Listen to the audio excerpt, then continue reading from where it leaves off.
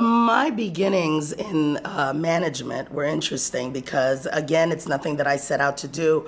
I was doing artist development, actually, and came across a band that was produced by four guys out of Brooklyn called the Trackmasters.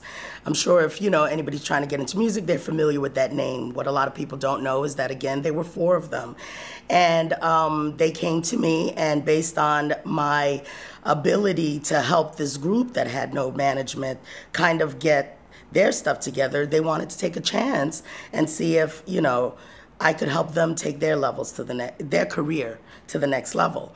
To this day, I always go, I don't believe these guys just handed their lives over to me and I had no clue as to what I was doing, but I believed in them and the music that they were doing, and we took a shot. I got us an office space in the basement of a residential building in the village and just kind of hung our shingle out and started beating the pavement.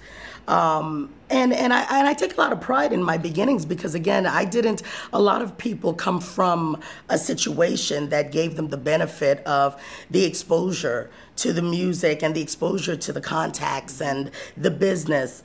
I didn't have any of that. So it was really just figuring it out by common sense and again, passion. Chris Lighty, who is my partner at Violator now, was one of the doors that I banged on trying to get my producer's work. And at the time he was at Def Jam. Actually, no, at the time he was at Rush Management. And it was a management company that Russell Simmons had and Leor Cohen. And he was one of the managers with that company.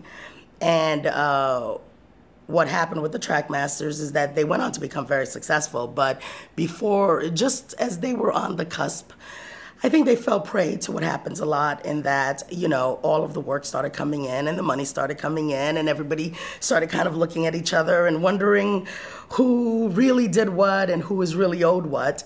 And, they decided to go their separate ways. And at that point, I had a decision to make.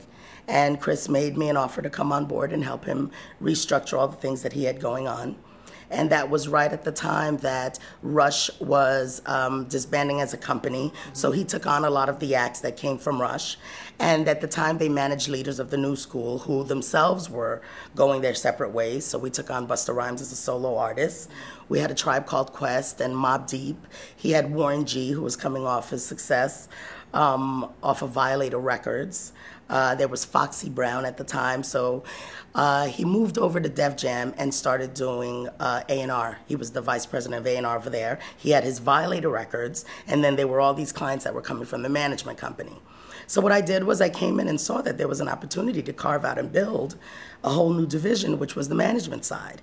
And that's what I did with him, and that's what I've been doing ever since.